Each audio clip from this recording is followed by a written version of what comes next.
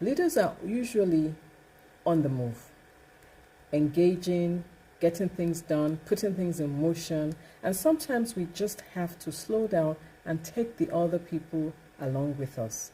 That means that recognizing that we are not alone, we're not working alone, we have those that are around us that we need to be responsible for as well. So let's bear that in mind to slow down and connect with those around us.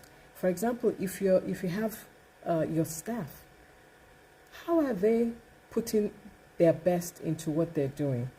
Are they using their best abilities and skills?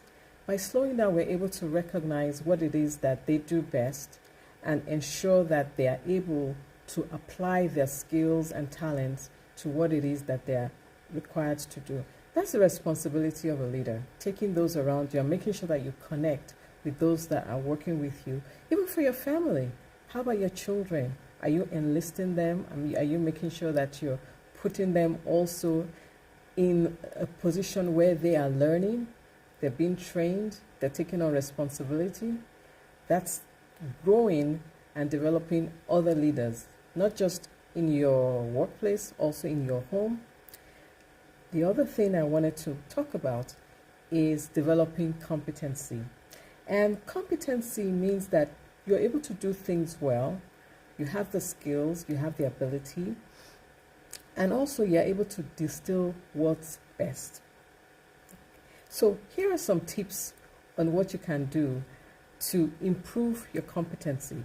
First, focus on your skills as a professional. What is it that you need to improve yourself? For example, I love to take classes. I love to take different programs that I believe will enhance my skills, whether it's learning about AI, whether it's learning even more as a speaker. I'm constantly learning and taking self-improvement programs that I belong to. So that's something you can do. You can identify an area where you need to continue learning in. Is it in communication skills? Is it in delegation? What is it that you need to up-level your skill and ability in? So that's one thing you can do. Focus on yourself professionally, and that will help you with your competency.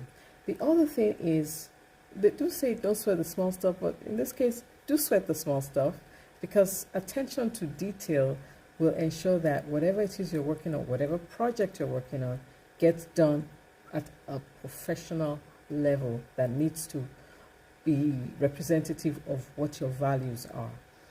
It's not about micromanaging, but ensuring that you're keeping an eye on making sure that things are going the way that they should. So don't want to micromanage. It's not about micromanage, but it's about making sure things are moving on the way that they should.